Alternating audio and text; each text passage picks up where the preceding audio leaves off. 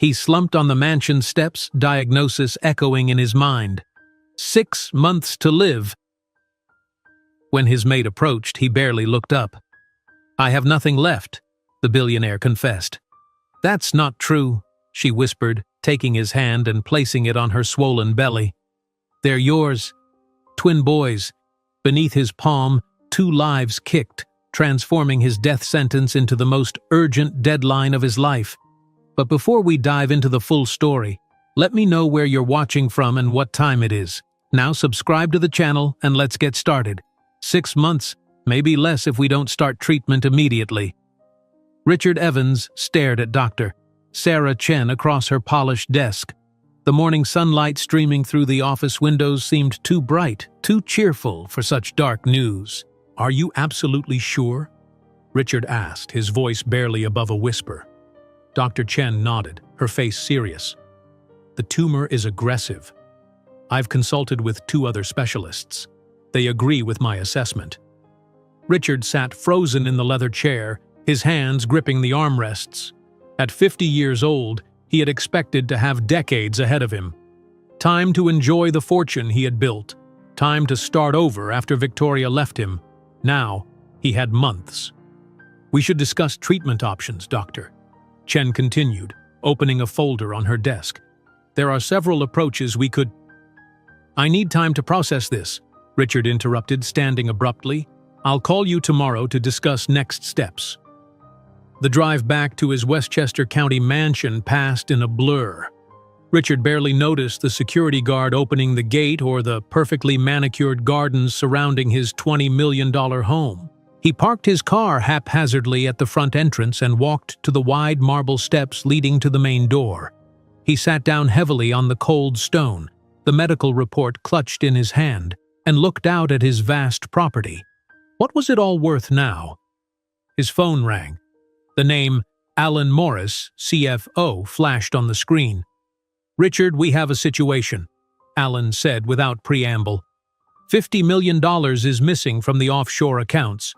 Thomas is unreachable and his office has been cleared out. Richard closed his eyes. "Thomas took the money?" "It looks that way. His assistant quit yesterday. Said he gave her a bonus and told her to take a vacation. Check the surveillance footage. Lock down all accounts. I'll be in tomorrow to handle this." Richard ended the call and walked slowly into his empty mansion.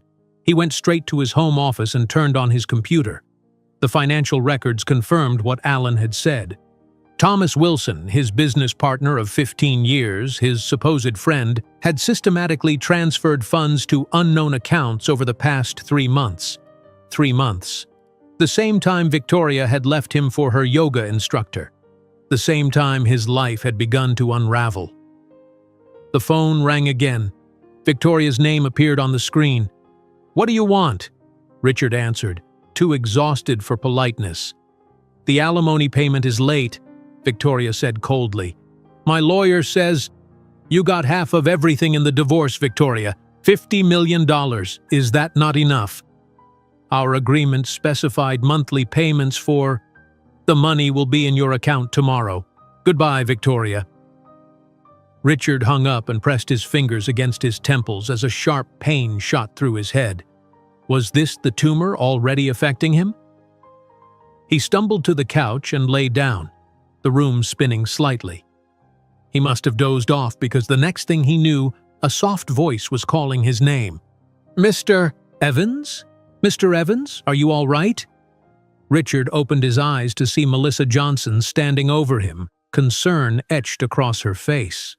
In her simple black uniform, her hair pulled back neatly, she looked like the one stable element in his crumbling world. "What time is it?"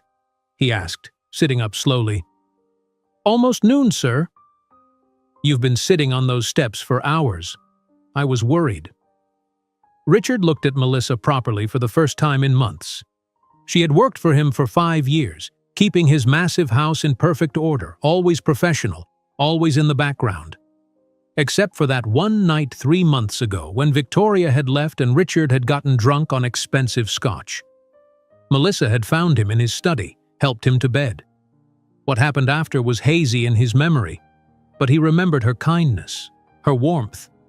They had never spoken of it again.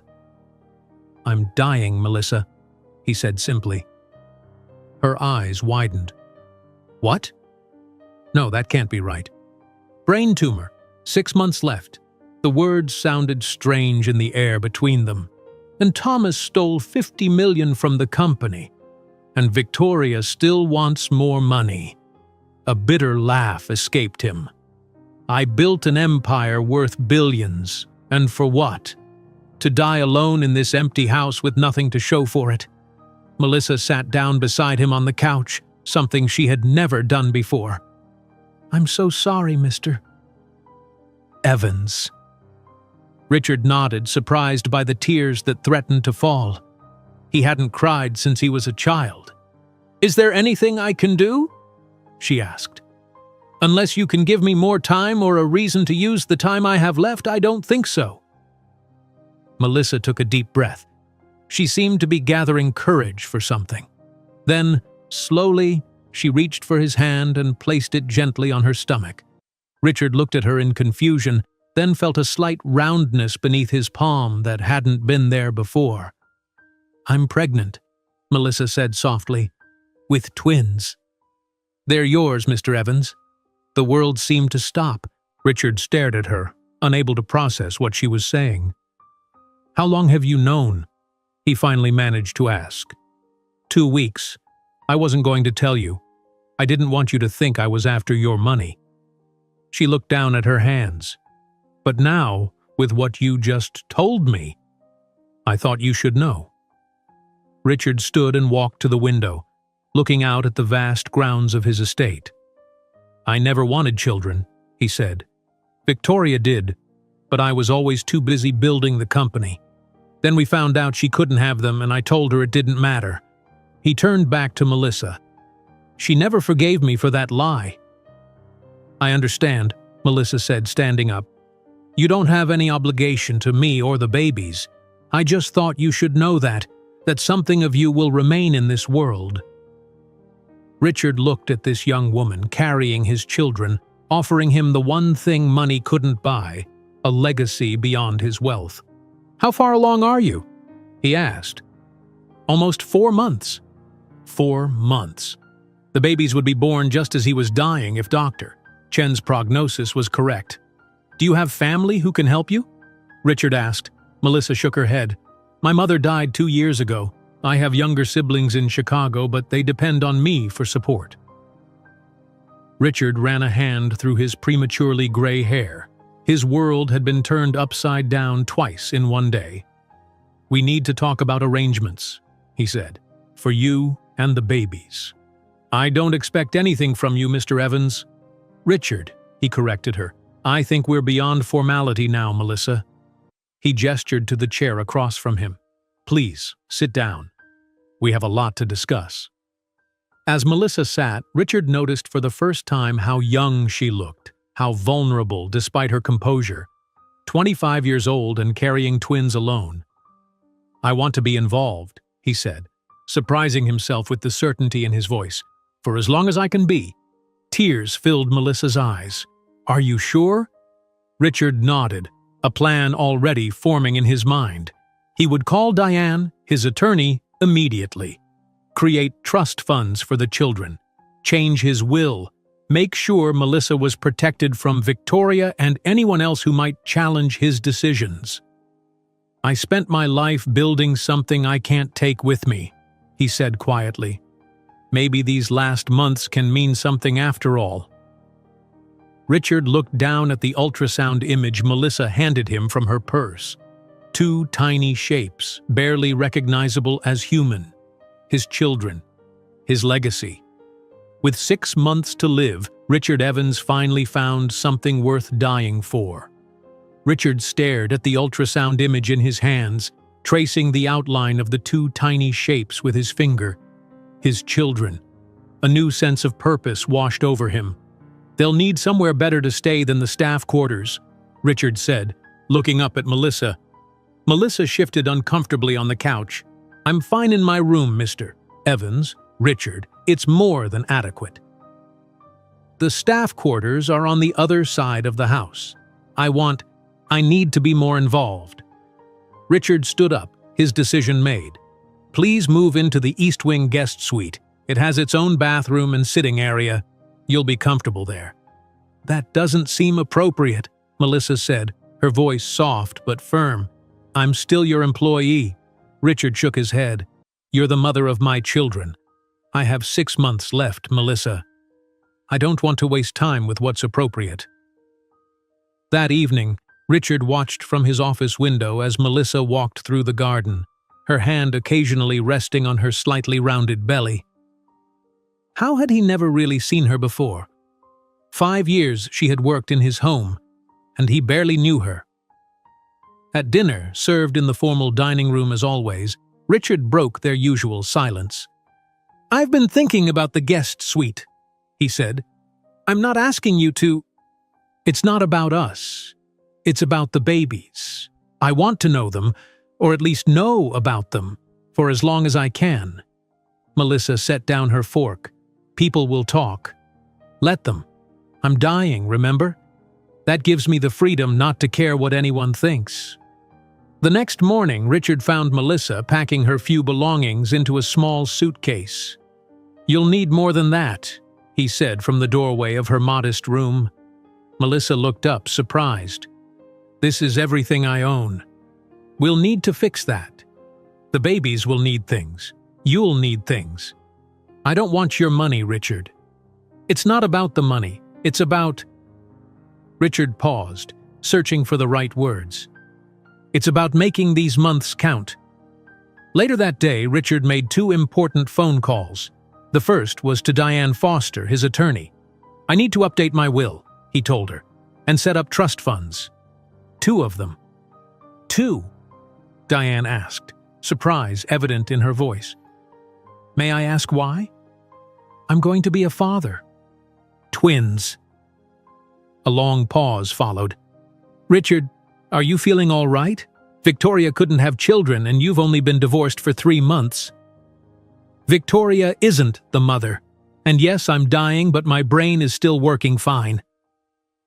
The second call was to Jack Reynolds, a former FBI agent who now worked as a private investigator. I need your help finding someone and recovering some missing funds, Richard explained. Who are we looking for? Jack asked. Thomas Wilson, my business partner. He took $50 million and disappeared. When can we meet? Tomorrow. My house, 9 in the morning. That night, Richard experienced his first significant memory lapse. He was reviewing financial documents in his home office when Melissa brought him a cup of tea. Thank you, he said, looking up at her. Then his mind went blank.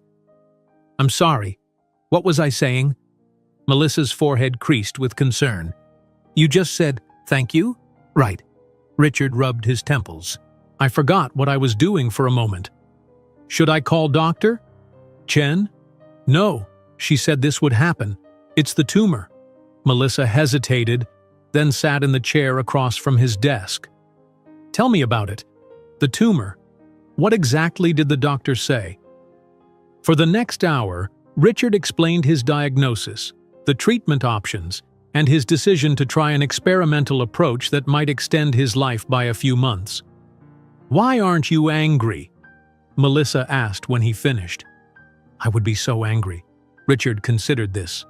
I was at first, but now, I'm more concerned with what I'm leaving behind.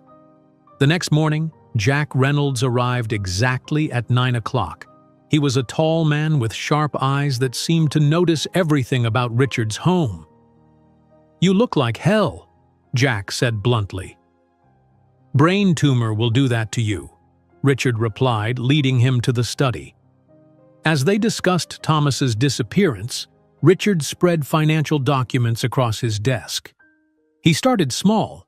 10,000 here, 20,000 there, then bigger amounts. Richard pointed to a transaction record. 1 million transferred to a Cayman Islands account 6 weeks ago. Jack studied the papers. When did you last see him? Tuesday. No, Wednesday. Richard frowned. I'm sorry. My memory isn't what it was. Wilson on Tuesday, a voice said from the doorway.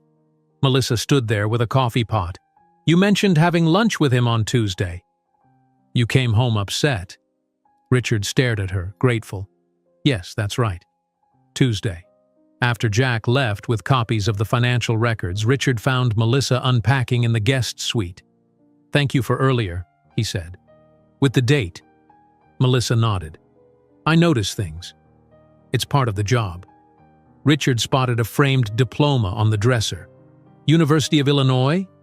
You have a business degree? Melissa's cheeks flushed slightly. Yes, I graduated 5 years ago. Why are you working as a housekeeper with a business degree? Life happened. Melissa carefully arranged a few books on the nightstand. My mother got sick my senior year. Medical bills piled up. Then she died, and I became responsible for my younger siblings. Your job offered good pay and housing. It made sense at the time. How many siblings? 3. The youngest is starting college this fall. Richard felt a pang of shame for never asking these questions before. You send them money? Most of my salary. Jane's on scholarship, but books and housing are expensive. The next day, Richard returned to Evans Technologies headquarters in Manhattan for the first time since his diagnosis. Lauren Campbell, his assistant, greeted him with concern. You don't look well, Mr. Evans. Thank you, Lauren. Always good for my ego. Richard attempted a smile. Schedule a board meeting for tomorrow. We need to discuss Thomas's absence. The board meeting was tense. 8 people sat around the polished conference table, all watching Richard with varying degrees of suspicion and concern. Thomas Wilson has stolen approximately $50 million from the company, Richard announced without preamble. We're working with investigators to recover the funds. Gerald Thompson, the oldest board member, leaned forward. And you didn't notice $50 million missing until now? Thomas was my friend, Richard said. I trusted him. Perhaps that's not all you've missed, Gerald suggested. You don't look well, Richard. Perhaps it's time to consider stepping down. A sharp pain shot through Richard's head, so intense he had to grip the table. The room tilted slightly, and he closed his eyes. Mr. Evans? Lauren's voice seemed to come from far away. Do you need water? Richard opened his eyes, forcing himself to focus. I'm fine. Just a headache. The meeting continued, but Richard could see the concerned glances being exchanged. They thought he was losing his grip. Perhaps he was. Back home that evening, Richard found Melissa sitting in the garden, her face troubled. What's wrong? He asked, sitting beside her on the stone bench. Someone from a tabloid called the house, asked for a comment about my relationship with you. Richard sighed. Victoria. It has to be. As if summoned by his words, his phone buzzed with a text message. Richard read it and felt his stomach tighten. I know about your maid and her convenient pregnancy, Victoria had written. This isn't over. Richard showed the message to Melissa, whose face paled. What will she do? Melissa asked. Whatever she can to hurt me. And now, that includes hurting you. Richard took Melissa's hand, a protective gesture that surprised them both. We'll face this together. I won't let her harm you or our children. Melissa's fingers tightened around his. You should know. I never planned this. That night after Victoria left you, I wasn't trying to trap you. I know, Richard said, and he realized he truly did. We're both trapped now, but not by each other. Me by time. You by circumstance. As the sunset painted the garden in golden light, Richard made a silent promise to his unborn children. Victoria and her threats were just another problem to solve, and Richard Evans had always been good at solving problems, at least until now. The golden sunset faded to twilight as Richard and Melissa sat in the garden, the weight of Victoria's threat hanging between them. We should go inside, Richard finally said, standing up carefully. It's getting cold. Melissa nodded, pulling her light sweater tighter around her shoulders. What will we do about Victoria? I'll call my lawyer in the morning. Victoria can't prove anything happened during our marriage because it didn't. Richard opened the patio door for Melissa. "Don't worry about her. Focus on staying healthy for the babies." The next morning, Richard woke to the smell of coffee. Following the aroma, he found Melissa in the kitchen, something he'd never seen before. "You don't need to cook," Richard said, surprised to see her scrambling eggs at the stove. "That's not your job anymore," Melissa shrugged. "Old habits. Besides, you need to eat something before your medication." Richard sat at the kitchen island, watching her work. "This is strange, isn't it? A week ago, you were my housekeeper. And now I'm your pregnant housekeeper who lives in your guest suite," Melissa said with a small smile. "Life changes fast." 3 days later, they sat in the waiting room at Mount Sinai Hospital's obstetrics department. Richard felt distinctly out of place among the young couples, many holding hands or looking through baby name books together. "Mrs. Evans?" a nurse called. Melissa stood. "It's Miss Johnson, actually." The nurse checked her clipboard. "Sorry about that. This way, please." In the exam room, a young doctor named Dr.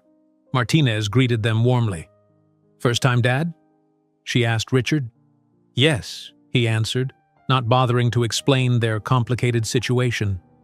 "Let's take a look at these babies, Doctor," Martinez said, applying gel to Melissa's abdomen. She moved an ultrasound wand across Melissa's skin. "There's baby A, and there's baby B." The room filled with a rapid whooshing sound. "What's that?" Richard asked.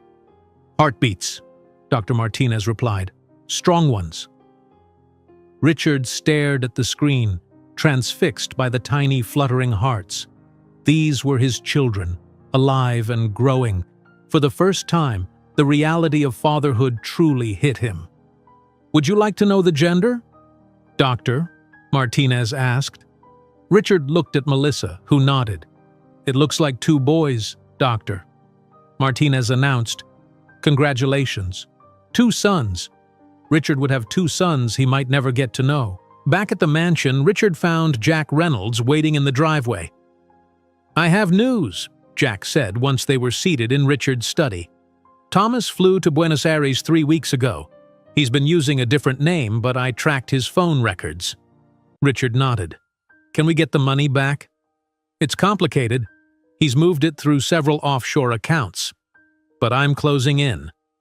That evening, Richard worked late in his home office, researching Argentine banking laws. His head throbbed, a constant reminder of the tumor growing inside it. He rubbed his temples, trying to focus on the screen. A soft knock interrupted his concentration. Melissa entered with a tray of food.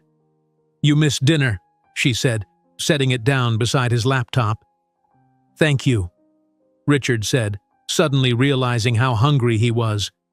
"I'm trying to understand how Thomas might be moving the money." Melissa glanced at his screen. "You should check the subsidiaries." Richard looked up. "What?" "Evans Technologies has subsidiaries in 3 South American countries. If Thomas helped set them up, he would know their banking systems. He could move money through them before sending it offshore." Richard stared at her. "How do you know about our subsidiaries?" Melissa shrugged. "I read the annual reports. They're in your library." "You read our annual reports? Why?" "I have a business degree, remember? I like to keep up with things." Richard pushed his keyboard toward her. "Show me what you're thinking." For the next hour, Melissa outlined a possible path the money might have taken based on her understanding of international banking and what she knew of Evans Technologies' structure. The next morning, Richard called an emergency meeting with his executive team. He didn't mention that the strategy came from his maid. "Lauren," Richard said to his assistant after the meeting, "I want you to take on more responsibility." Lauren looked surprised. "What kind of responsibility?" "I'm promoting you to Deputy Operations Director. You'll work directly with the operations team on day-to-day decisions." "But Mr. Evans, some of the board members won't like that. I'm only 29. "Let me worry about the board," Richard said. "You've earned this." At home that weekend, Richard found Melissa making a list at the kitchen table. "What are you working on?" he asked. "Things for the babies. We need to start preparing." Richard nodded. "Let's go shopping tomorrow." The baby store was overwhelming. Richard had never seen so many products for such tiny humans. "We need 2 of everything," he said, adding 2 expensive cribs to their cart. "No, we don't," Melissa objected. "Twins can share a crib at first, and we don't need the most expensive ones." "Money isn't an issue," Richard insisted. "That's not the point," Melissa said firmly. "Just because you can buy something doesn't mean you should. My mother raised 4 children on a teacher's salary. We never had the fanciest things, but we had what we needed." Richard was taken aback. No one had challenged his spending habits in years. "What do you suggest? Let's be practical. Buy what we need now. See what friends might give us as gifts, then fill in the gaps later." Richard reluctantly agreed, and they left with a more modest selection of items. The next day, Richard suggested converting a spare bedroom into a nursery. "The one next to your suite has morning light," he said. "That would be nice for the babies." They spent the afternoon moving furniture out and discussing paint colors. Richard found himself enjoying the simple activity of planning the room. "Did you always want children?" Melissa asked as they measured the walls. Richard shook his head. "I was too focused on the company. Victoria wanted them, but I kept putting it off. Then we found out she couldn't have them, and I pretended I was fine with that." "Was that when your marriage started to fail?" "No, it was failing long before that. I was never home, always working." Richard sat on the windowsill. "What about you? Did you plan to have children?" "Someday," Melissa said. "But I wanted to establish my career first. Then my mom got sick, and my plans changed. I'm sorry you had to put your dreams on hold. I made choices. We all do." 3 days later, Richard was on a video call with investors in Japan when the headache hit. It wasn't like the others. This was blinding, explosive pain. The room tilted sideways. He heard himself slur something about calling back later before his body began to shake uncontrollably. Melissa found him on the floor when she came to bring him lunch. She immediately called 911. "In the emergency room, doctor." Chen examined Richard with concern. "You had a grand mal seizure," she explained. "It's not unexpected with your type of tumor, but it happened sooner than I anticipated." "What does that mean?" Melissa asked, standing at Richard's bedside. "It means the tumor is growing more aggressively than we thought." "Doctor," Chen turned to Richard, "we need to discuss treatment options again." Back at home, Richard sat in the garden with Melissa watching the sunset. "There's an experimental treatment," he said. "Dr. Chen thinks it might give me a few more months. Will you try it? It would mean spending more time in the hospital. Side effects would be worse." Melissa reached for his hand. "But you might get to meet your sons." Richard nodded. "That's what I keep thinking about." They sat in silence as the sky darkened. Then Richard pulled out a small notebook. "I've been making a list," he said. "Things I want to teach them. Things I want them to know about me." He showed Melissa the pages of carefully written notes. "Will you help me with this? Make sure they know these things?" Melissa took the notebook, blinking back tears. "Of course." As they headed inside, Richard's phone rang. It was Victoria's lawyer. "Mr. Evans, we've filed a court summons challenging your remaining assets. My client believes she is entitled to additional compensation due to your undisclosed relationship with your household employee during your marriage." Richard ended the call and showed Melissa the formal summons that arrived by email moments later. "She's going after the company now," Richard said, "and she's challenging the paternity of the babies." Melissa sat down heavily, her hand on her growing belly. "Can she do that?" "She can try," Richard said grimly, "but I won't let her win. Not this time. Not when it's about my sons." Richard stood by the window, phone still in hand, a determined look on his face. "I'll call Diane first thing tomorrow. We'll fight this." Melissa looked pale. "The media will get hold of this. Everyone will think I planned this. Let them think what they want. We know the truth." The truth, however, didn't matter to the New York Daily News, which ran the headline, "Evans Tech CEO's Maid Expecting Millionaire's Twins," the very next morning. Richard stared at the newspaper in his kitchen, his coffee forgotten. "How did they get this so fast?" he muttered. Melissa entered the kitchen and stopped short when she saw the paper. "Oh no." Richard tried to hide it, but she took it from his hands. Sources close to Evans' ex-wife Victoria claim the affair began months before their divorce. Melissa read aloud, her voice shaking. "The pregnant maid, Melissa Johnson, 25, reportedly worked her way into the dying billionaire's bed and fortune." Richard took the paper back. "I'm so sorry, Melissa. Victoria must have leaked this." Lauren called as Richard was finishing breakfast. "Mr. Evans, there are reporters outside the office building, and your home address has been leaked online." "What?" Richard went to the front window. Sure enough, several cars were parked just outside the property gates. He could see people with cameras. "Don't leave the house today," he told Melissa, "and don't answer any calls from numbers you don't recognize."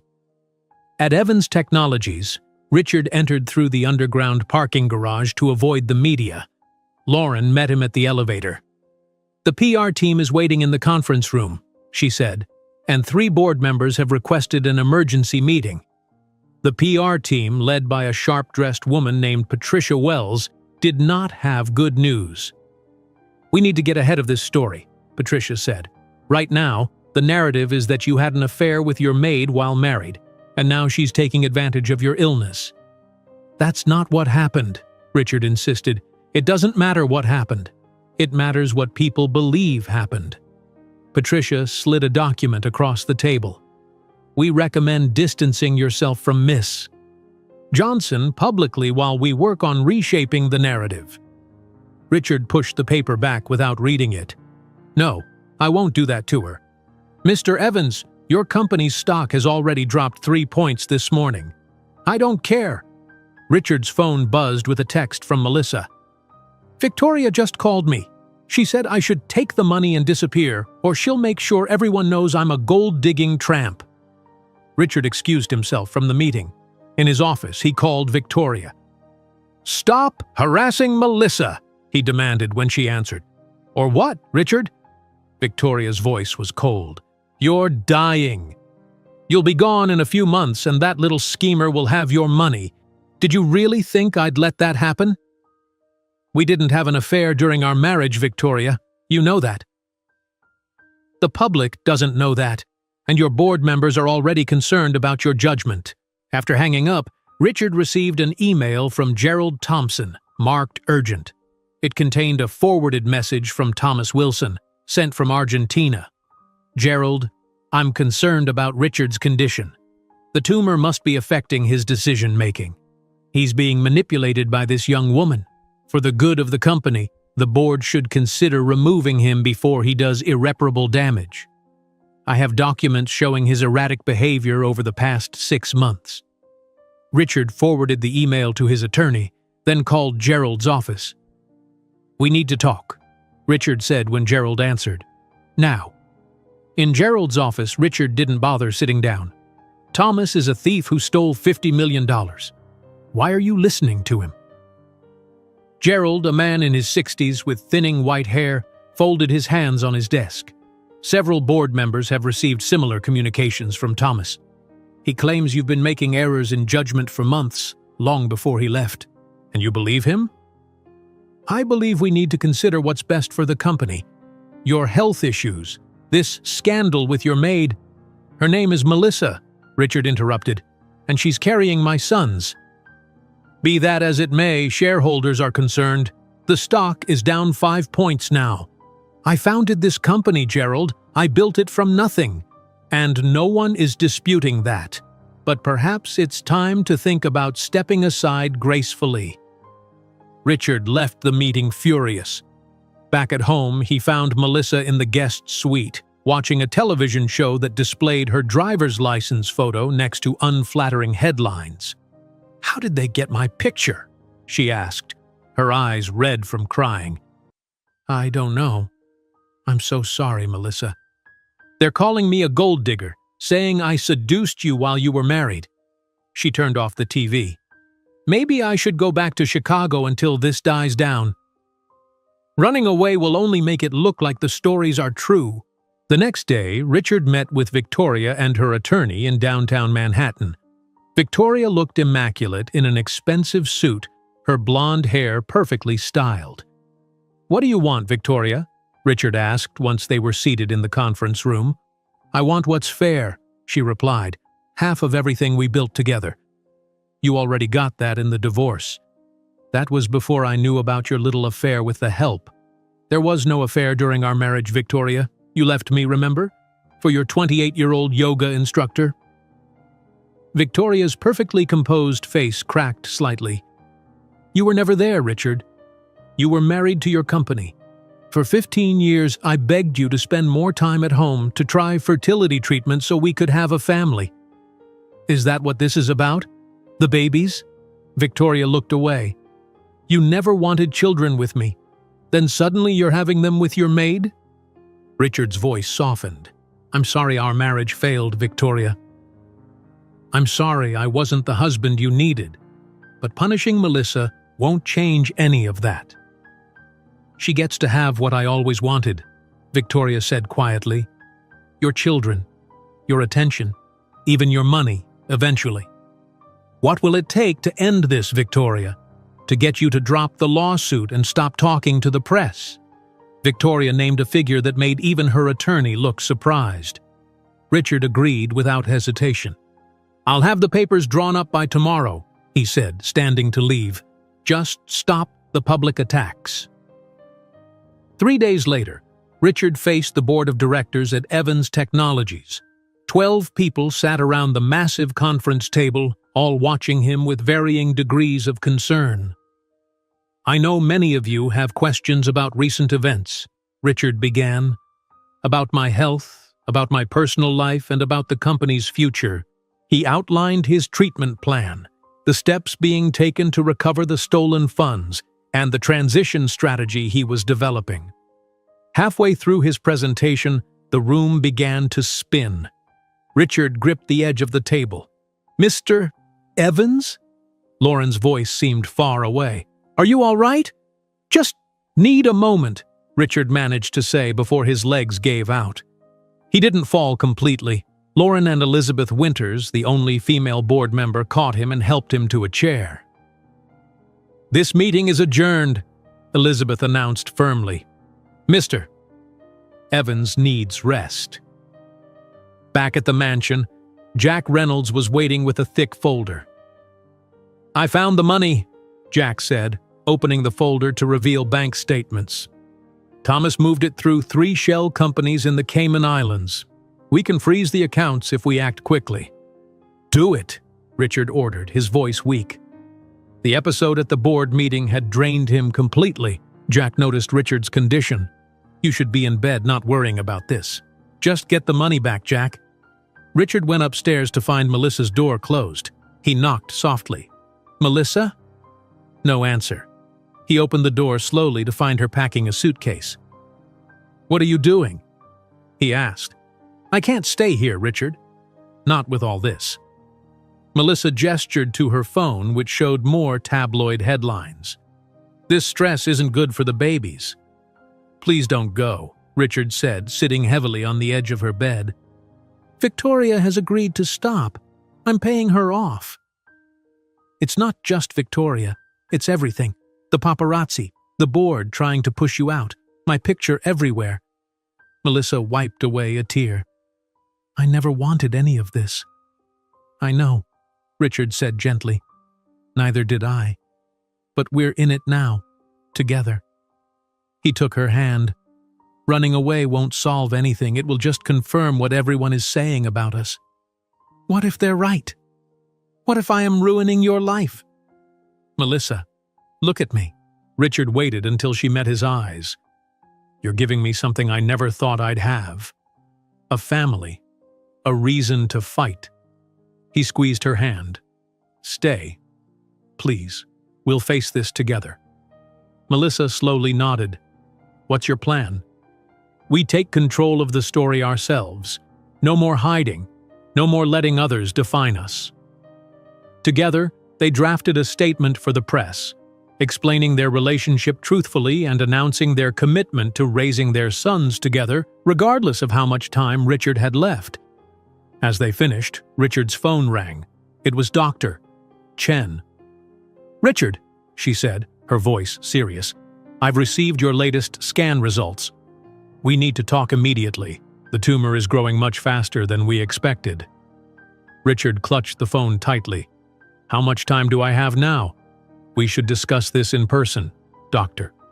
Chen said. Can you come to my office tomorrow morning at 9? The next day, Richard and Melissa sat across from Dr. Chen as she displayed brain scans on her computer screen. The tumor is growing at twice the rate we expected, Dr. Chen explained, pointing to a white mass on the image. Without aggressive treatment, you may have as little as 2 months left. Melissa reached for Richard's hand. What kind of treatment? A combination of radiation and experimental medication. It's intense with significant side effects, but it could extend your life by several months. When do we start? Richard asked without hesitation. Tomorrow, if you're ready. On the drive home, Richard was quiet, staring out the window at the spring trees beginning to bloom. What are you thinking? Melissa asked softly. I'm thinking I need to move faster. The company, the money, preparing for the babies, everything.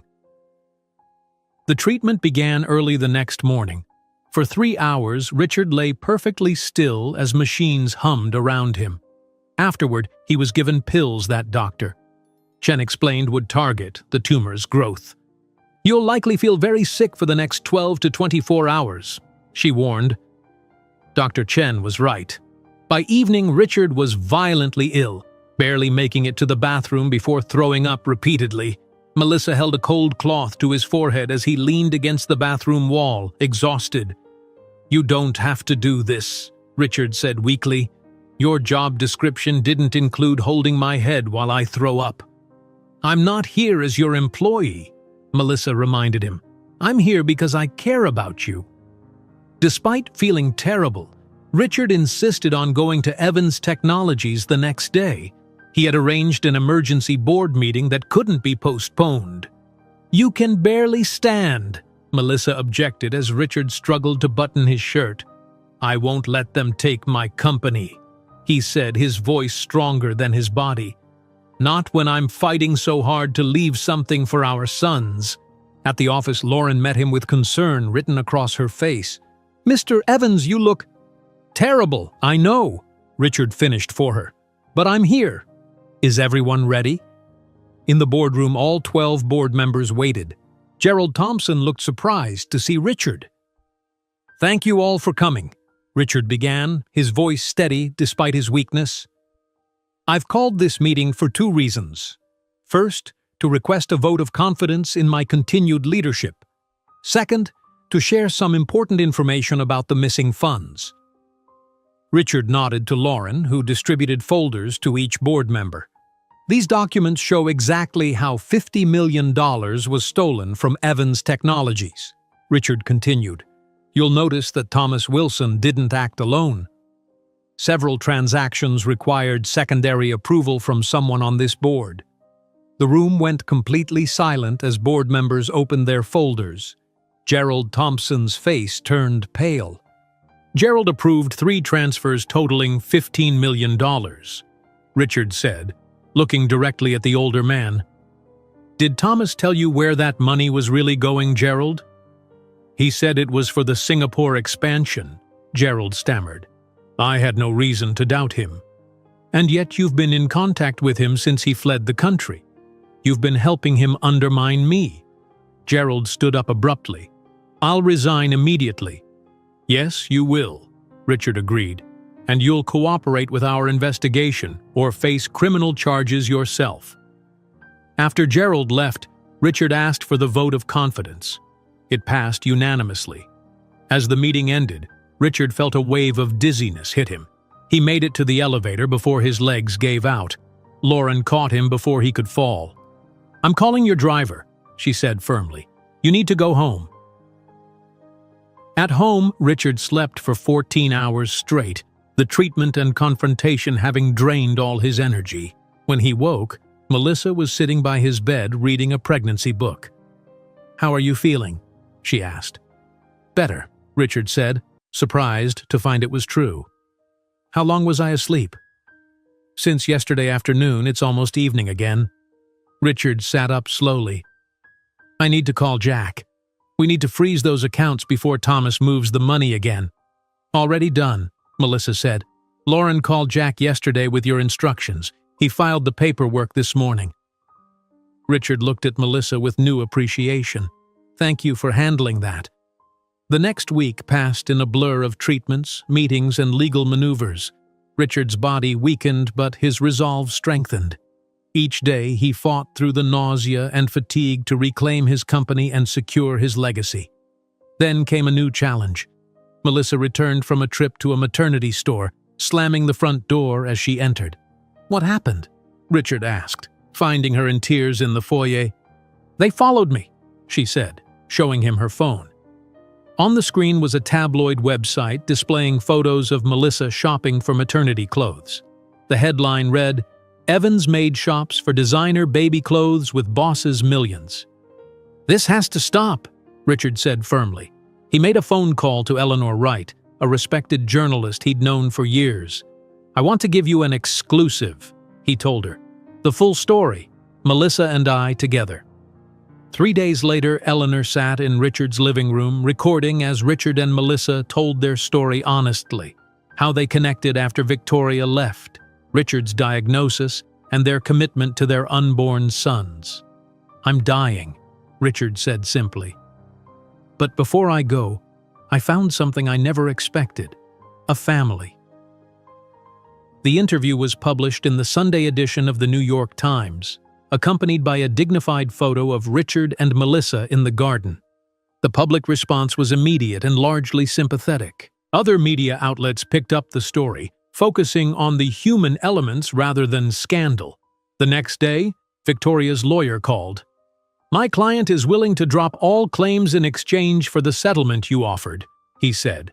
"She also agrees to make no further public statements about you or Ms. Johnson." Richard agreed immediately, relieved to have one less battle to fight. At Melissa's 20-week ultrasound appointment, Dr. Martinez moved the wand across Melissa's now visible baby bump. "Both babies look healthy," she said, "and I can confirm they're definitely boys." Richard stared at the screen, watching his sons move. "Boys," he repeated softly. "2 boys." That evening, Richard sat in his study setting up recording equipment. Melissa found him adjusting a camera on a tripod. "What are you doing?" she asked. "Making videos for the boys," Richard explained. "Things I want to tell them. Stories about my life. Advice I won't be able to give them in person." Melissa sat in the chair next to him. "That's a wonderful idea." Richard recorded his first message that night, telling the story of his grandfather who had taught him the value of hard work and integrity. "He was a steel worker in Pittsburgh," Richard said to the camera. "He worked hard every day so his children could have better opportunities. I want you boys to know where you come from, not just the wealth I built, but the values that helped me build it." Late that night, Richard couldn't sleep. He wandered down the hall and noticed light coming from Melissa's room. He knocked softly. "Come in," she called. Richard found Melissa at a small desk, working on her laptop. "It's almost midnight," he said. "You should rest." "I had an idea I wanted to work on," she explained, turning her screen toward him. "It's a proposal for a company childcare center at Evans Technologies." Richard sat on the edge of her bed and began reading. The proposal was detailed with financial projections, staffing recommendations, and even architectural considerations. It wasn't just a childcare center, but a comprehensive family support program for employees. "This is impressive," Richard said, genuinely surprised by the depth of her work. How long have you been working on this? A few weeks, Melissa admitted. I couldn't sleep one night and started thinking about how hard it is for working parents. Your company employs over 2,000 people. Many of them probably struggle with childcare. Richard continued reading until his eyes grew heavy. He fell asleep with the proposal on his chest, the last pages detailing how the program could improve employee retention and productivity. In the morning, Richard woke to his phone buzzing. It was a text from Jack Reynolds. Thomas Wilson spotted in Buenos Aires. We can catch him tomorrow if you give the word. Richard stared at Jack's text message, his mind racing. He had to move quickly. Jack, I'm coming with you, he typed back. Book 2 tickets to Buenos Aires. We leave tomorrow. He found Melissa in the kitchen making breakfast. Thomas has been spotted in Argentina, he said. I'm going down there with Jack to confront him. Melissa nearly dropped the plate she was holding. You can't be serious. You can barely get through your treatments without collapsing. This might be our only chance to recover the money, Richard said. I need to look him in the eye. Send Jack alone, Melissa pleaded. He knows what to do. This is my company, my money. I need to be there. Later that morning, Richard called Dr. Chen to inform her of his travel plans. This is extremely unwise, Doctor, Chen said firmly. The pressure changes during flight could cause swelling around the tumor. The stress alone could accelerate your symptoms. I understand the risks, Richard replied, but this is something I have to do. At least take your full medication kit and promise to call me if you experience any severe symptoms. That evening, Richard and Melissa had their first real argument as he packed a small suitcase. You're being stubbornly self-destructive, Melissa said, standing in his bedroom doorway. You have maybe 2 months left. Why risk cutting that time even shorter? Because recovering that money secures your future and our son's future, Richard replied. Thomas took $50 million. That's money that should go to our children. The money doesn't matter if you're not here, Melissa said, her voice breaking. The boys need a father, even if only for a few weeks. Richard stopped packing and looked at her. I'm doing this for them. For you. No, Melissa said quietly. You're doing this for yourself. To win one last time. The words stung because Richard knew there was truth in them, but he couldn't back down now. The next morning, Richard boarded his private jet with Jack Reynolds. The 10-hour flight to Buenos Aires taxed Richard's strength more than he expected. Halfway through, a severe headache forced him to lie down in the cabin's small bedroom. We can turn back, Jack suggested, concerned by Richard's pale complexion. No, Richard insisted through gritted teeth. Keep going. By the time they landed in Buenos Aires, Richard needed help walking down the jet's stairs. They checked into a luxury hotel where Richard immediately took his medication and rested for several hours. Thomas lives in a high-end apartment building in the Palermo neighborhood, Jack reported when Richard finally emerged from the bedroom. He's using the name Michael Williams, but it's definitely him. My local contact confirmed he's there now.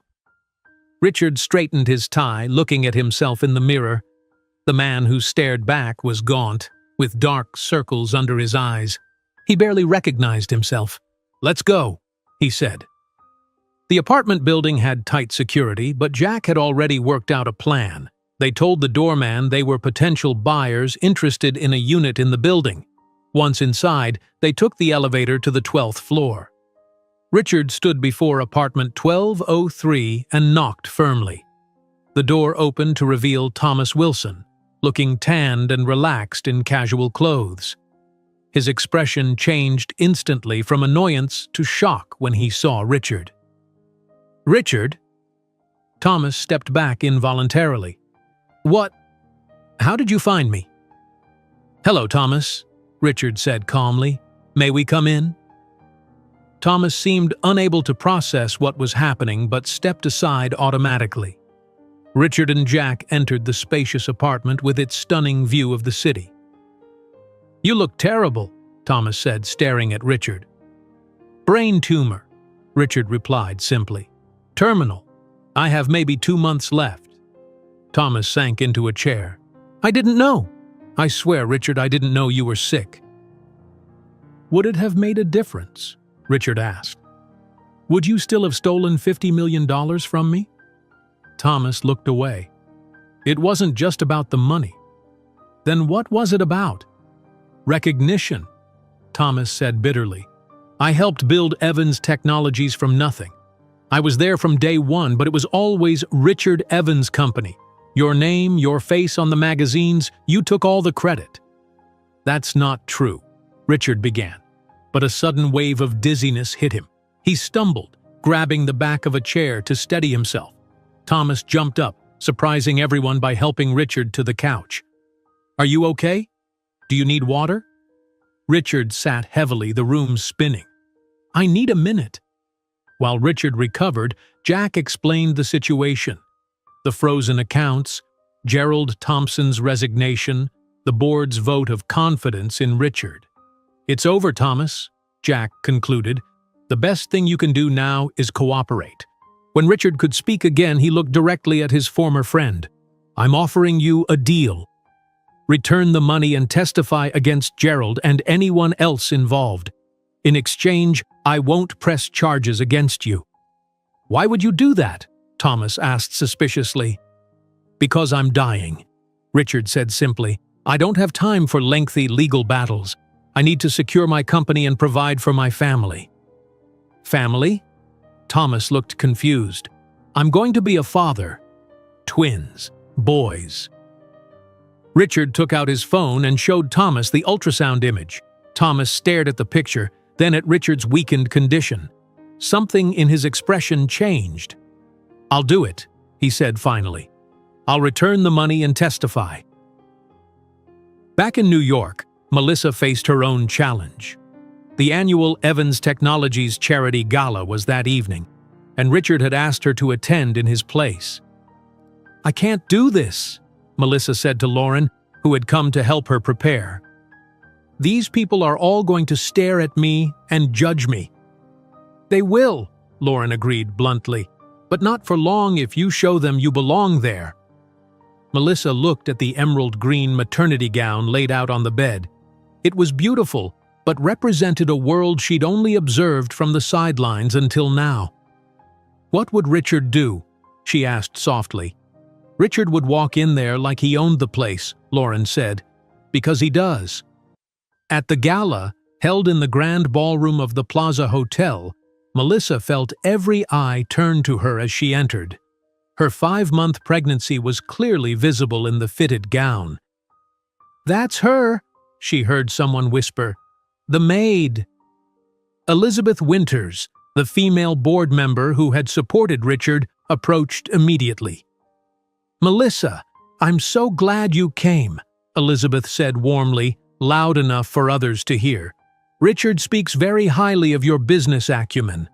I'd love to introduce you to some people." With Elizabeth's support, Melissa navigated the room. When asked about Richard's absence, she explained he was handling an important company matter personally. "Even while fighting his illness, he puts Evans Technologies first," she said to a group of investors. One older man in an expensive suit looked skeptical. "And what's your role at the company now, Ms. Johnson, besides your personal connection to Mr. Evans?" Melissa felt a flash of anger but kept her voice steady. "I have a business degree from the University of Illinois. I've proposed a comprehensive employee child care program that Richard believes will significantly improve retention and productivity.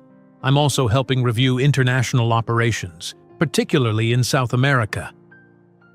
The man looked surprised, and several others in the group nodded with newfound respect. By the end of the evening, Melissa had won over many of the initial skeptics. She even secured a potential partnership with Westfield Innovation Labs after discussing Richard's interest in expanding family-friendly business practices. When Richard returned from Argentina the next day, he looked exhausted but triumphant. "Thomas signed a full confession," he told Melissa as he carefully lowered himself onto the couch. "He's agreed to return all the money and testify against Gerald."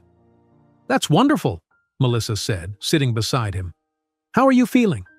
"Terrible," Richard admitted, "but it was worth it." Melissa showed him the positive coverage of the gala in the business section of the newspaper. There was a photo of her speaking with the CEO of Westfield Innovation Labs, looking confident and professional. "You did this?" Richard asked, genuinely impressed. "I did," Melissa said. "I was terrified, but I kept thinking about what you would do." Richard took her hand. "You don't need to think about what I would do. You clearly know exactly what to do on your own." For the first time, Richard truly saw Melissa not as someone to protect or take care of, but as a capable partner who could stand on her own. "I've been thinking about your child care center proposal," he said. "I want to implement it, not just as a legacy project, but because it's genuinely good business." Melissa smiled. "I have some more ideas about that." As they discussed the future of Evans Technologies, Richard felt a strange mix of sadness and satisfaction. He wouldn't live to see these plans come to fruition, but he now trusted Melissa to carry them forward. Their conversation was interrupted when Richard suddenly clutched his head, a sharp pain shooting through his skull. A moment later, he felt something warm and wet on his face. He touched his nose, and his fingers came away red with blood. "Richard!" Melissa cried out in alarm. "You're bleeding!" The room began to spin as Richard felt the blood flowing more heavily from his nose. The last thing he heard before losing consciousness was Melissa calling for an ambulance. The ambulance's sirens wailed as paramedics rushed Richard through the emergency entrance of Mount Sinai Hospital. Melissa followed close behind, her face pale with worry as blood continued to seep from Richard's nose. "BP's dropping," one paramedic called out. "We need a doctor now." "Doctor." Chen appeared immediately, directing the team to a treatment room. "What happened?" she asked Melissa. "We were just talking and suddenly his nose started bleeding. Then he passed out." "I need to do a scan right away, doctor," Chen said. "Please wait here." Melissa sat alone in the waiting room for 2 hours, her hands protectively cradling her growing belly. When Dr. Chen finally emerged, her expression was grave. "The tumor has grown significantly since his trip to Argentina," she explained, showing Melissa the scan images. The bleeding was caused by increased pressure. "I've stabilized him for now, but this is concerning." "How much time does he have?"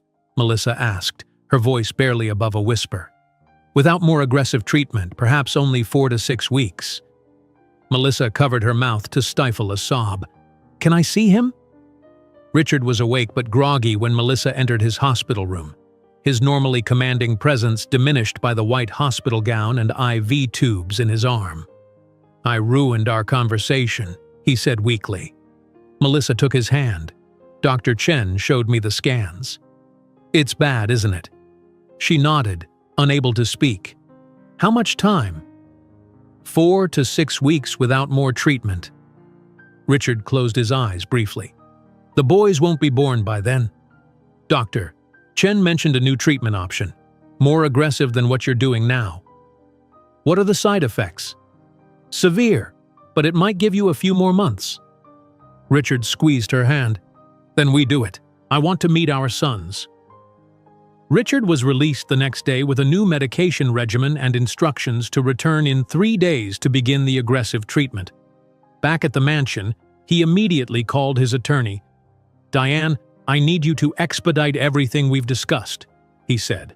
"The trusts, the will changes, all of it. And I want to add something. Melissa should have voting rights for my shares in the company." "Richard, are you sure?" Diane asked. "The board might fight this." "Let them. It's my company." Richard's next call was to the federal prosecutor handling Thomas's case. "We need to move quickly," he told the prosecutor. "I want this wrapped up within 2 weeks." The following days were a blur of activity.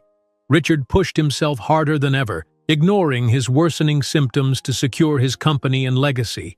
Thomas returned to New York and signed a formal agreement, returning $47 million and providing evidence against Gerald Thompson and 2 other board members who had assisted in the embezzlement. At Evans Technologies, Richard called a meeting of the remaining loyal board members to outline his transition plan.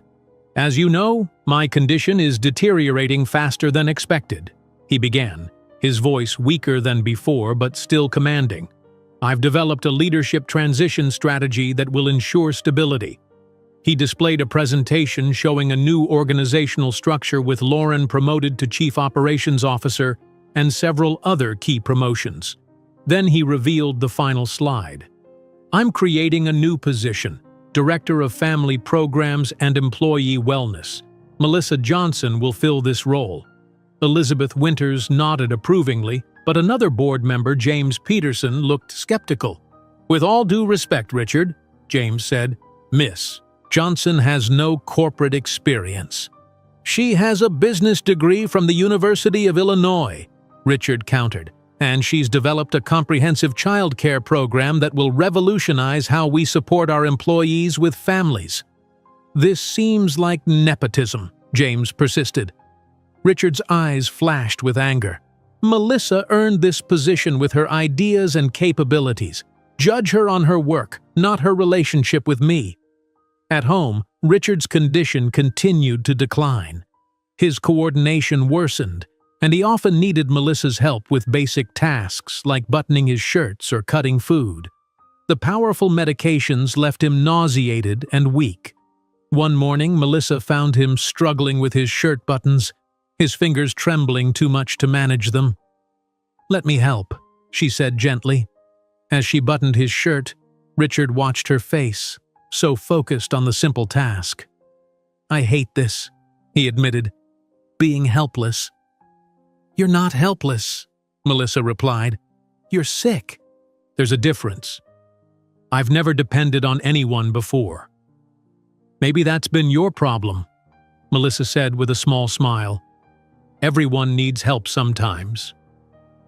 The next day, Richard insisted they go for a walk in Central Park despite the cool spring weather. They found a quiet bench near the lake, and Richard reached into his pocket. "I have something to ask you," he said, pulling out a small box. "I know this might seem sudden or even unnecessary given everything, but—" He opened the box to reveal a simple diamond ring. "Melissa Johnson, will you marry me?" Melissa stared at the ring in shock. "Richard, you don't need to do this. I'm not expecting—" "This isn't about obligation," Richard interrupted. "It's because I love you. That surprised me as much as it probably surprises you. But these past months, getting to know you, seeing your strength and kindness, I've fallen in love with you, Melissa." Tears filled Melissa's eyes. "People will think I manipulated you, that I'm after your money." "I don't care what people think. Not anymore." Richard took her hand. "Will you marry me?" "Not for the babies, not for legal reasons, but because somehow, in the middle of the worst time in my life, I found something wonderful." Melissa wiped away tears. "Yes, I'll marry you."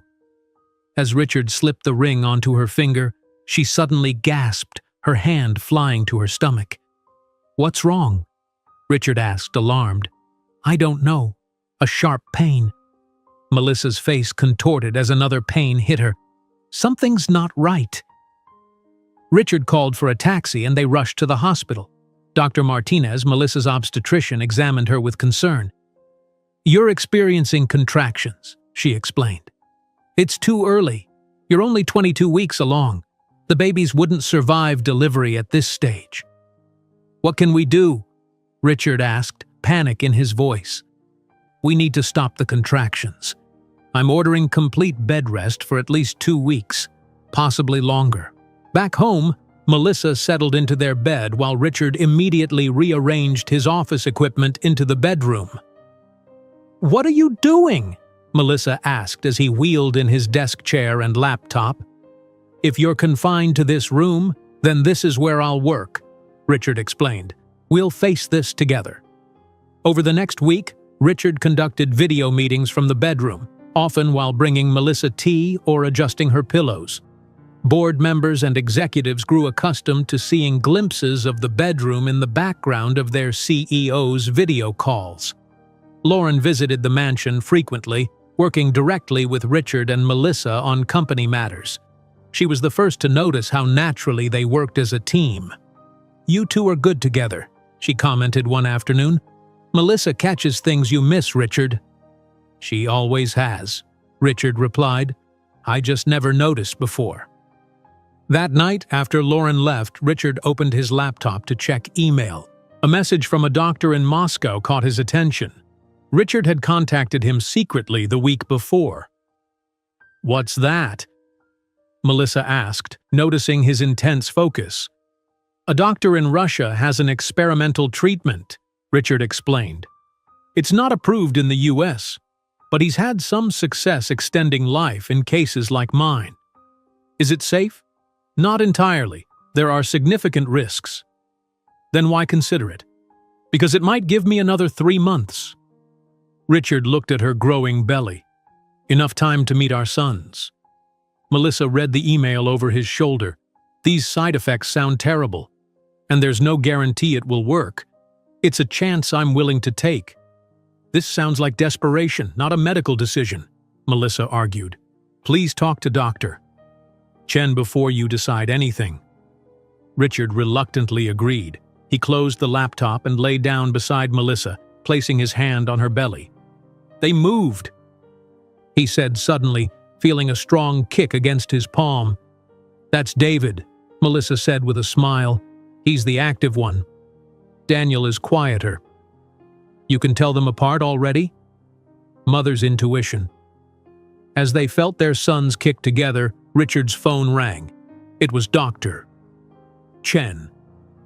Richard, I have unexpected news, she said. Johns Hopkins Hospital has a new clinical trial for cases exactly like yours. It's highly experimental but promising. They've had success extending patients' lives by 6 to 8 months in some cases. What's the catch? Richard asked. You'd need to decide immediately. The trial starts next week, and the risks are substantial. The treatment could potentially accelerate your decline rather than slow it. Richard looked at Melissa and their unborn sons. What are my chances? About 70% chance of extending your life, 30% chance of shortening it. When do you need my answer? Tomorrow morning at the latest. After hanging up, Richard explained the situation to Melissa. What are you going to do? She asked. I don't know, Richard admitted. For the first time in my life, I truly don't know what to do.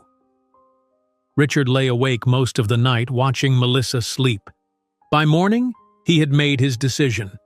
I'm going to do the Johns Hopkins treatment, he told Melissa over breakfast in bed. I need to try everything possible to be here when our sons arrive.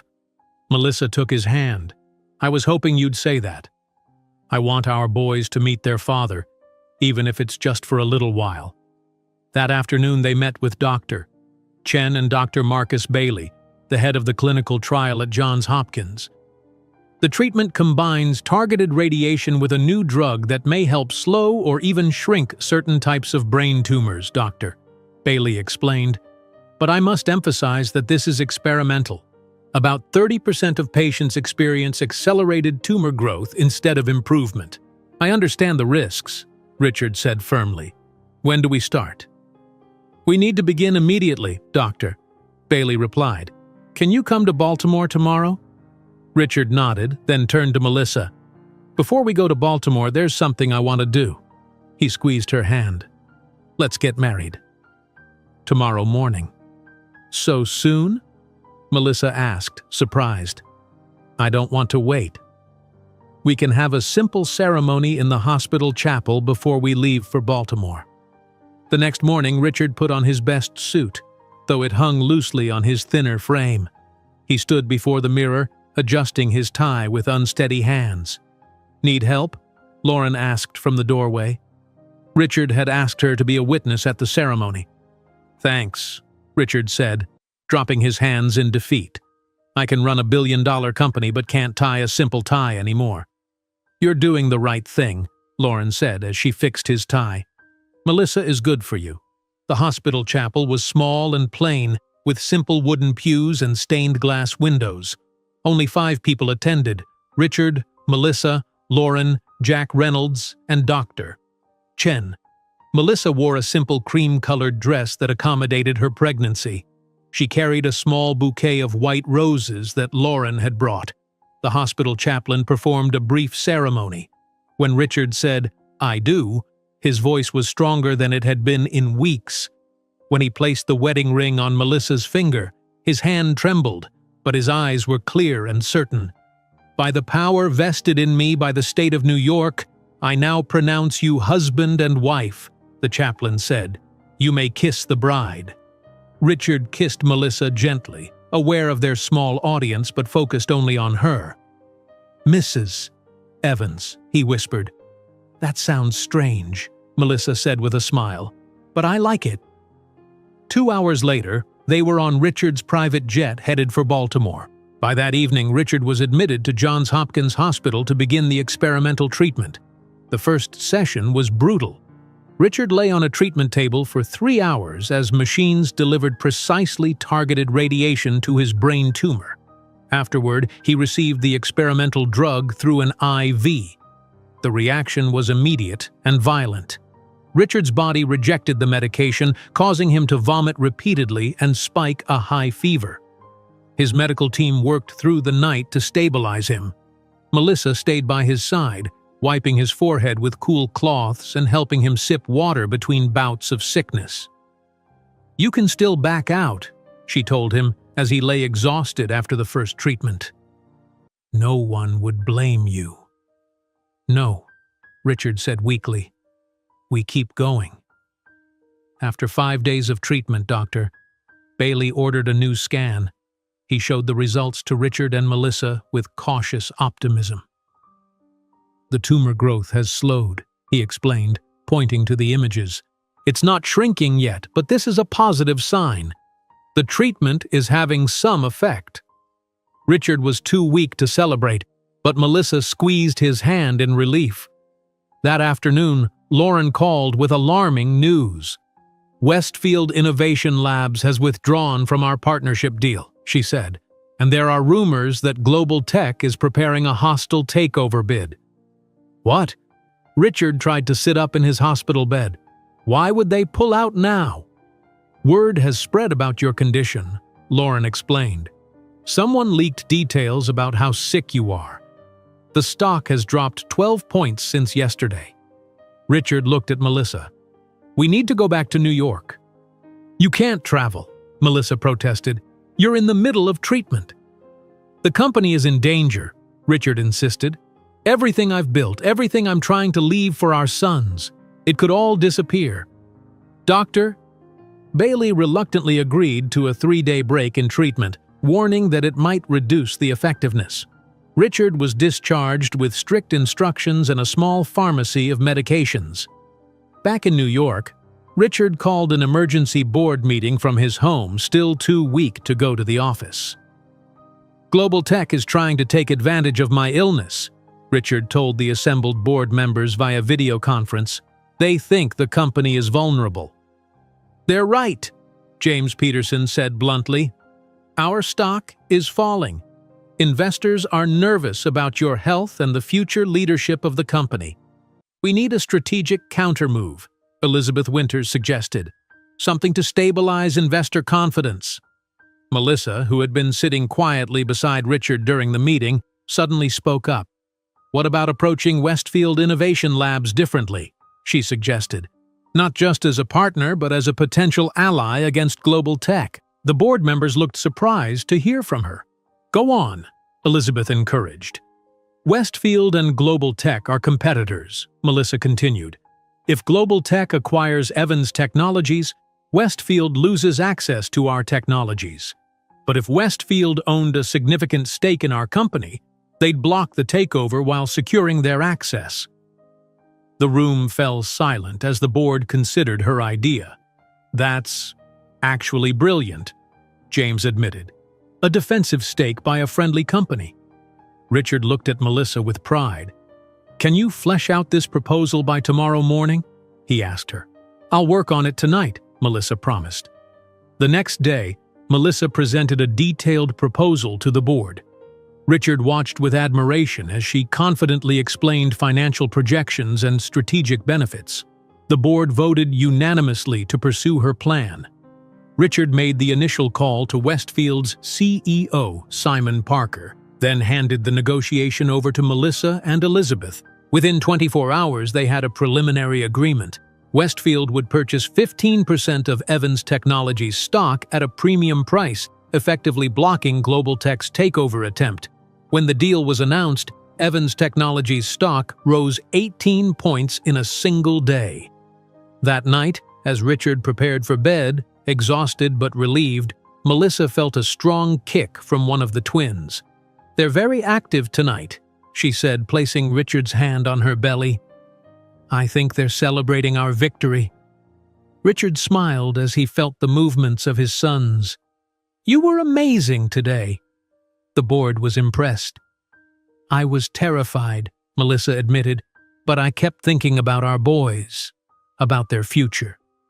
2 days later, they returned to Baltimore to continue Richard's treatment. The break didn't seem to have affected his progress. A new scan showed the tumor's growth remained slowed. Over the next 3 weeks, Richard's body slowly adjusted to the treatment. The violent reactions lessened, and he regained some strength. Dr. Bailey was cautiously optimistic. "The treatment is working better than we expected," he told them after a month of therapy. "We're seeing actual regression in tumor size now." This news coincided with Melissa entering her 3rd trimester.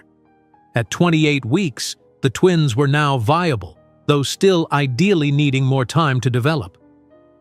"If you had to deliver now, the babies would have a good chance of survival, Doctor," Martinez told them during a checkup. "But every additional week improves their odds." Richard's temporary improvement from the treatment gave them a brief period of relative normality. They completed the nursery together, assembling cribs and arranging tiny clothes in drawers. Richard continued recording video messages for his sons, now with more hope in his voice. "I might actually get to tell you some of these things in person," he said to the camera. Despite his improvement, Richard remained realistic. He finalized all financial and legal arrangements, ensuring Melissa and the twins would be secure no matter what happened. 2 months into the treatment, Evans Technologies faced another critical moment. The partnership with Westfield needed to be formalized in a major board meeting that would determine the company's direction for years to come. "I need to be there in person," Richard insisted, though Dr. Bailey strongly advised against it. "Your condition is still precarious, Doctor," Bailey warned. "Physical and emotional stress could trigger a setback." "This meeting will secure my company's future," Richard said firmly. "I have to go." Against medical advice, Richard flew to New York the day before the meeting. He spent the evening reviewing documents with Melissa and Lauren, preparing for every possible challenge. The board meeting began at 9 o'clock the next morning. Richard entered the boardroom walking slowly but standing straight, determined to project strength. For 2 hours, he led the discussion, presenting his vision for the company's future with Westfield as a strategic partner. He emphasized the child care center Melissa had proposed, now expanded into a comprehensive family support program that would set Evans Technologies apart as an employer. "This isn't just good for our employees," Richard concluded, "it's good business. It will attract and retain the best talent in the industry." When the final vote came, it was unanimous in favor of Richard's plan. The partnership with Westfield was approved, along with funding for the family support program that would bear Melissa's name. As the meeting ended, the board members gave Richard a standing ovation.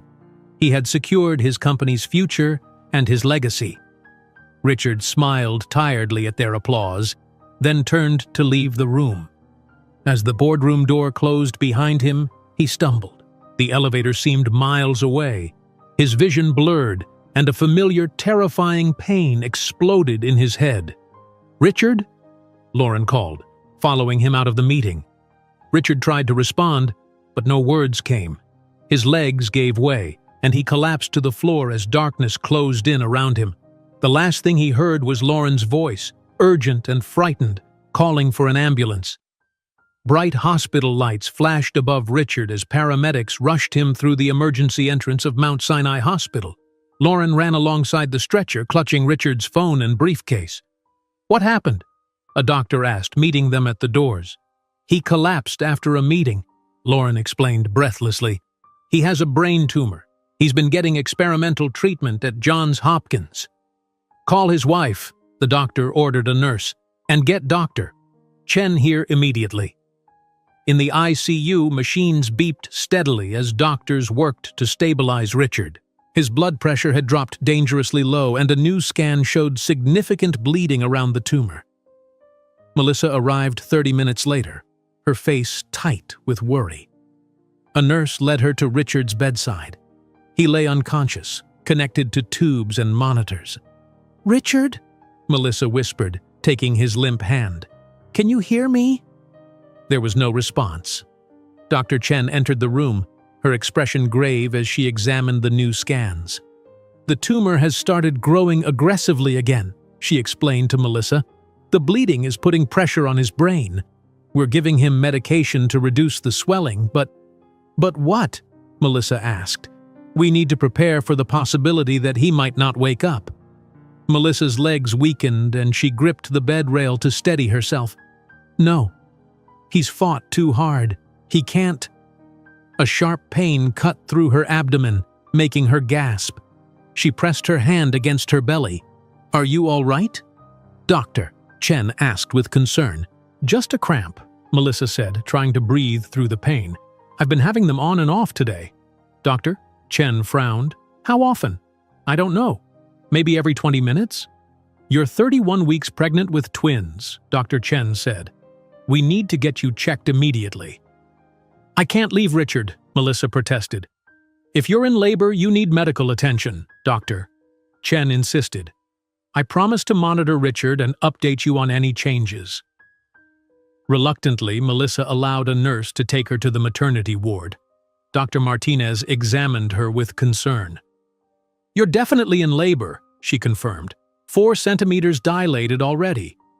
"It's too early," Melissa said, panic rising in her voice.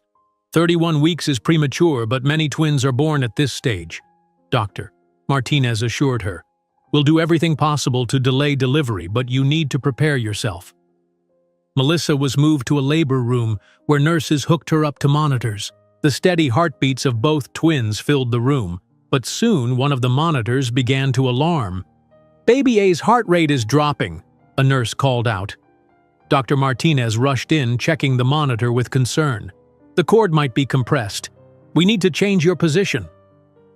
Melissa turned onto her side as instructed, tears streaming down her face. "Please, not now. Richard needs to meet them."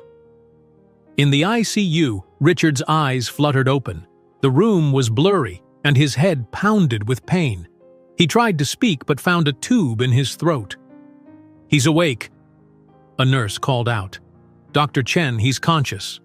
"Doctor." Chen hurried to his bedside. "Richard, don't try to talk. You're on a ventilator. Blink once if you understand me." Richard blinked once. "You collapsed after your meeting. There's bleeding around the tumor. We're treating it with medication." Richard's eyes searched the room frantically. "Melissa isn't here, Doctor," Chen said, understanding his concern. "She's in the maternity ward. She's in labor." Richard's eyes widened.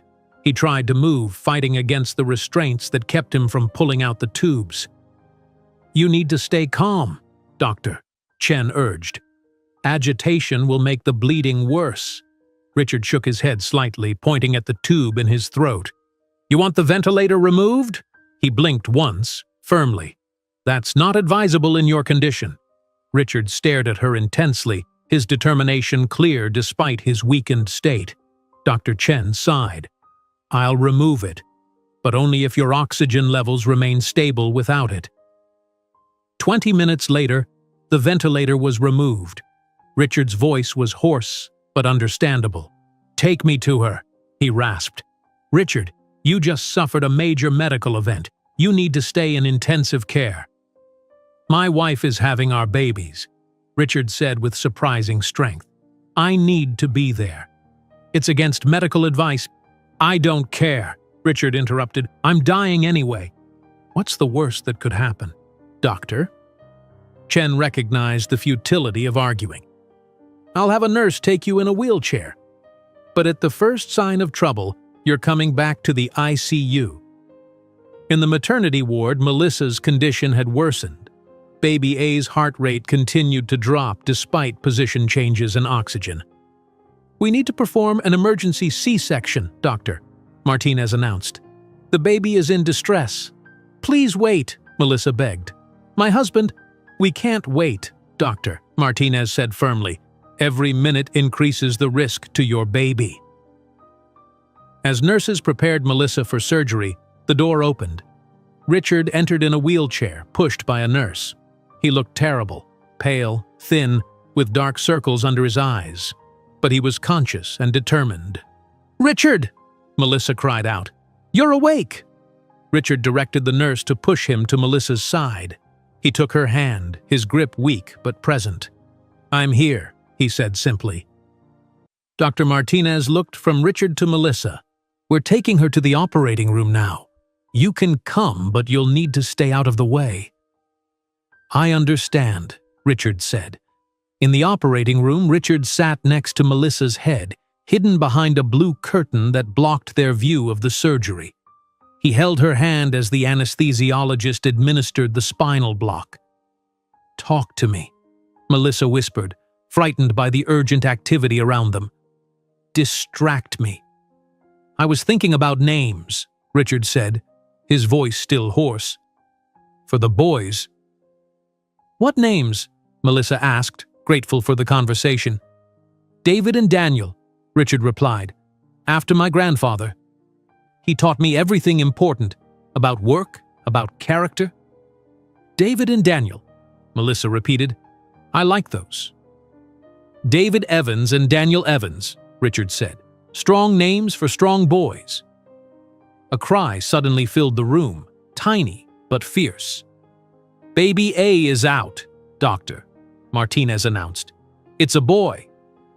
Nurses quickly wrapped the small infant and showed him briefly to Richard and Melissa before rushing him to a warming table where a pediatric team waited. "He's so small," Melissa said, tears streaming down her face. "But he's crying," Richard pointed out. "That's good." A minute later, the second baby emerged, his cry even softer than his brother's. "Both boys delivered, doctor," Martinez confirmed. "They need to go to the NICU immediately." "How are they?" Richard asked anxiously. "They're premature but breathing on their own," a pediatrician answered. "That's very positive. We'll know more after we examine them thoroughly." As the doctors finished Melissa's surgery, the babies were placed in transport incubators. Richard was torn between staying with Melissa and following his sons. "Go with them," Melissa urged. "I'll be fine. Our boys need their father." Richard followed the medical team to the neonatal intensive care unit, a quiet, controlled environment filled with incubators and monitoring equipment. The twins were placed in separate incubators, tiny bodies connected to monitors and IVs. "They're very small, but their vital signs are good for their gestational age," the NICU doctor explained. "Baby A—" "David," Richard corrected gently. "His name is David, and his brother is Daniel." "David weighs 3 pounds, 4 ounces, the doctor continued. "Daniel is slightly smaller at 3 pounds even. They'll need to stay in the NICU for several weeks, but they're doing remarkably well for 31-week twins." Richard sat between the two incubators, watching his sons' tiny chests rise and fall. Their skin was reddish and translucent, their faces scrunched in identical expressions of displeasure at being forced into the world too soon. "Hello, David. Hello, Daniel," Richard whispered. "I'm your father." Through the small openings in the incubators, Richard touched his son's tiny hands with his fingertip. Their fingers were perfect miniatures, complete with tiny fingernails. A profound realization washed over Richard as he sat between his sons. His true legacy wasn't the company he'd built or the fortune he'd amassed. It was these two small lives and the woman who had brought them into the world. Lauren arrived at the NICU entrance, looking flustered but excited. "Richard, I know this isn't the best time, but I have news," she said. "The FBI arrested Thomas in Argentina based on the evidence you gathered. and the company stock has soared since the partnership announcement. The board just called. They've unanimously voted to maintain your leadership structure, with Melissa taking your position when the time comes." Richard nodded, barely processing the information. "Thank you, Lauren." "Do you want to see them?" Richard asked when she hesitated at the door. Lauren approached cautiously, her usual efficiency giving way to wonder as she peered at the tiny babies. "They're beautiful," she said softly. "Congratulations." After Lauren left, Richard continued his vigil between the incubators. Hours passed. Nurses came and went, checking monitors and adjusting equipment. Dr. Chen visited, concerned about Richard's condition but understanding his need to be with his sons. Late that night, a nurse rushed into the NICU. "Mr. Evans, baby Daniel's oxygen levels are dropping. The doctor is on his way." Richard watched in terror as medical staff surrounded Daniel's incubator. His tiny body seemed even smaller amid the urgent activity. Dr. Chen appeared at Richard's side. "Richard, I need to speak with you. There's a donor match for an experimental treatment we discussed earlier. It could potentially give you another year of life, but the procedure must happen immediately." Richard looked from Dr. Chen to the team working on Daniel. "Will my son survive?" "I don't know, Doctor," Chen admitted. "But if you want this treatment, we must start now." The donor tissues have a very short viability window. For Richard, there was no decision to make. "My son needs me here. The treatment will have to wait." Richard stayed by Daniel's incubator through the night, whispering encouragement as the medical team fought to stabilize him. By morning, Daniel's condition had improved slightly. "He's not out of danger," the NICU doctor cautioned, "but he's fighting hard." Richard nodded tiredly. He gets that from his mother.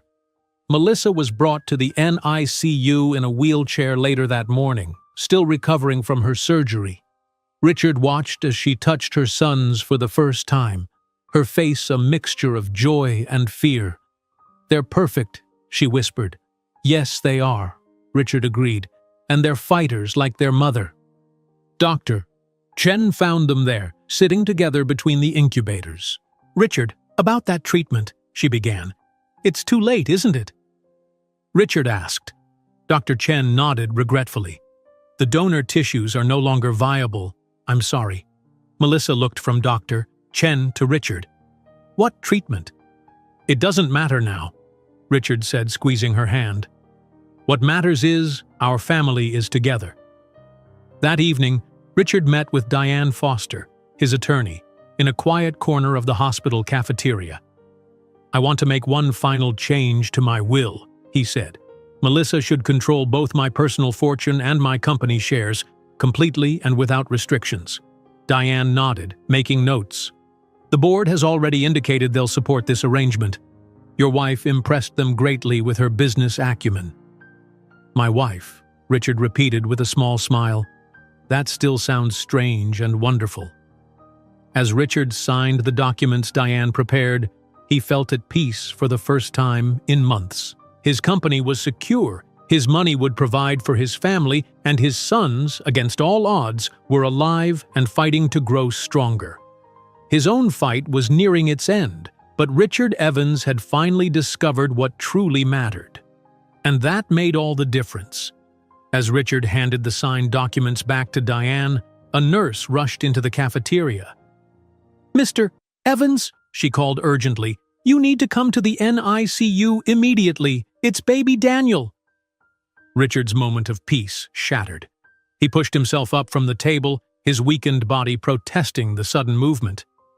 "What's happening?" he asked as they hurried toward the elevator. "His oxygen levels dropped suddenly." "The doctor is with him now." In the NICU, Melissa sat in her wheelchair by Daniel's incubator, her face streaked with tears. A team of doctors surrounded the tiny incubator, speaking in urgent but controlled voices. "What's going on?" Richard demanded, moving to Melissa's side. Dr. D.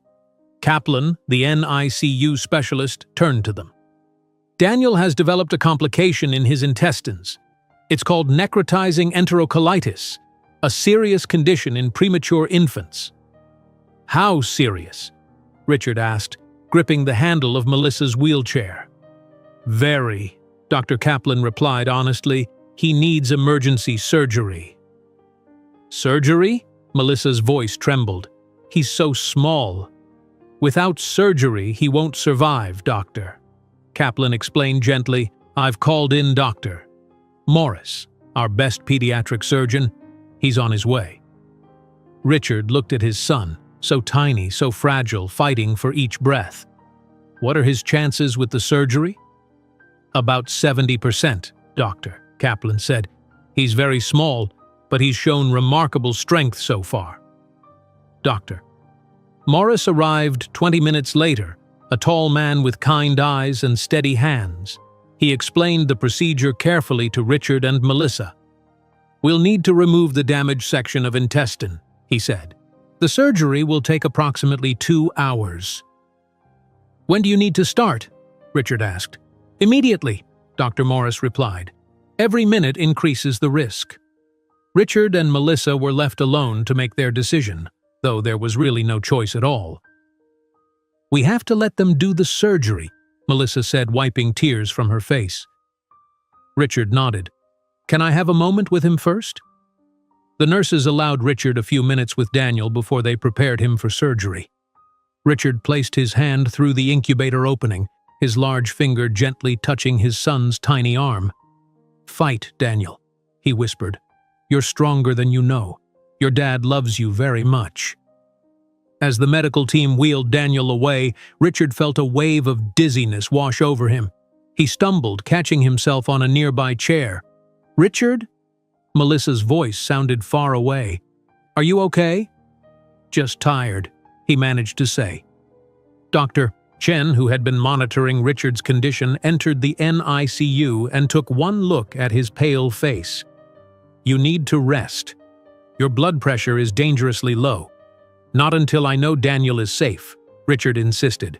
For the next 2 hours, Richard sat beside Melissa in the NICU waiting area. His condition deteriorated visibly. His breathing became labored, and he struggled to stay conscious. Dr. Chen checked on him repeatedly, her concern growing. Your body is shutting down, Richard, she finally said bluntly. You need to be in a bed with proper care. Before Richard could argue, Dr. Morris appeared in his surgical gown. His expression was serious but not grave. The surgery was successful, he announced. We removed the damaged section and repaired the healthy tissue. Daniel is stable and being taken back to the NICU. Relief flooded through Melissa. She grabbed Richard's hand. Did you hear that? He's going to be okay. Richard nodded weakly, a small smile on his pale face. I want to see him. And David. I need to see both my sons. Doctor, Chen intervened. Richard, you need immediate medical attention. Please, Richard said, his voice barely above a whisper. Just for a few minutes. Doctor, Chen reluctantly agreed. Richard was wheeled to the NICU, where both twins were now in their incubators. Daniel had returned from surgery, tiny but fighting. David lay peacefully in his incubator, slightly stronger than his brother. They're beautiful, Richard whispered, touching each boy through the openings in their incubators. Perfect. After a few minutes, Richard turned to Dr. Chen. Now I need some time alone with Melissa. They were moved to a private room near the NICU. Richard, now in a hospital bed, looked smaller than Melissa had ever seen him. His eyes, once sharp and commanding, were tired but peaceful. Could you ask everyone to leave us? Richard requested of the nurse. When they were alone, Richard reached for Melissa's hand. We need to talk, he said softly. Save your strength, Melissa urged, fighting back tears. No, Richard said firmly. I need to say this while I still can. He took a labored breath. I'm not afraid anymore, Melissa. Richard, please. Listen to me, he continued. 6 months ago, I thought I was dying with nothing. Instead, I found everything that matters. He squeezed her hand weakly. I found you. I found love. I found purpose. Tears flowed freely down Melissa's face. I love you, she whispered. "Promise me something," Richard said. "Tell our boys about me. Not the businessman, not the rich guy. Tell them about these months, about how much I wanted to know them." "I promise," Melissa sobbed. "And one more thing," Richard added, his voice growing fainter. "Be happy, Melissa. You deserve it." Richard's eyes closed, his breathing becoming more shallow. Melissa held his hand tightly, whispering words of love as his breaths grew further apart. With Melissa beside him, Richard Evans passed peacefully from the world, having found in his final months what had eluded him throughout his successful life: true happiness. 5 years later, Melissa Evans stood at the head of the conference table in the Evans Technologies boardroom. At 30 years old, she carried herself with quiet confidence as she concluded the quarterly meeting. "The family support program has been so successful that 3 of our competitors have launched similar initiatives," she reported, "but none of them match our comprehensive approach." "The Evans model is becoming the industry standard," Elizabeth Winters noted with approval. "Richard would be proud." After the meeting, Melissa returned to her office, the same office that had once been Richard's, though she had redecorated it with warmer colors and family photos. 2 5-year-old boys played quietly in the corner, building elaborate structures with wooden blocks. "Mommy, look what we made!" David called, the more outgoing of the twins. "It's Evans Tower," Daniel added seriously, "like in the picture." Melissa smiled at her sons. With their dark hair and thoughtful expressions, they reminded her so much of Richard sometimes that it took her breath away. "It's wonderful," she said, kneeling to examine their creation. "Are you excited about the ceremony today?" Both boys nodded solemnly. They understood this was an important day, even if they didn't fully comprehend why. 2 hours later, Melissa and the twins stood in the lobby of Mount Sinai Hospital for the dedication of the Richard Evans Medical Research Wing. Funded by the foundation Melissa had established in Richard's name, the new facility would focus on developing treatments for aggressive brain tumors. "Mrs. Evans, would you like to say a few words?" the hospital director asked. Melissa approached the podium, the twins standing beside her holding hands. "5 years ago, my husband Richard faced a terminal diagnosis with courage and determination," she began. "Though we lost him, his legacy continues, not just through the company he built or this research facility, but through the lives he touched and the family values he embraced when it mattered most." After the ceremony, Melissa took the twins to the Evans Technologies headquarters. They rode the elevator to the top floor, where a new portrait of Richard had been installed in the main hallway. "That's Daddy," David said matter-of-factly, having seen photos of Richard all his life. Daniel studied the portrait more carefully. "He looks strong," he observed quietly. "He was strong," Melissa agreed, "but not just in his body. He was strong in his heart." The boys placed flowers beneath the portrait, a tradition they observed on important days.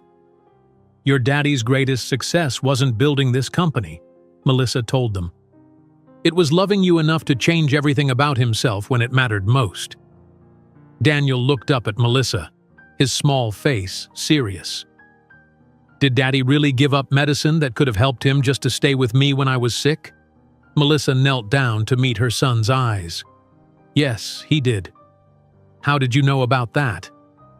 "Aunt Lauren told me," Daniel said.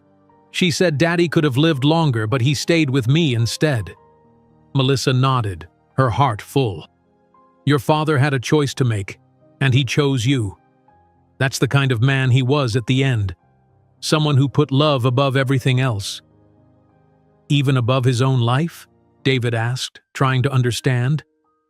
"Even above that," Melissa confirmed, "and that's why we honor his memory.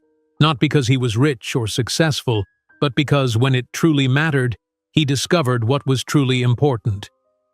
As they walked hand in hand through the halls of the company Richard had built, Melissa felt his presence in the values that now defined Evans Technologies, in the faces of their sons, and in the love that continued to guide her life.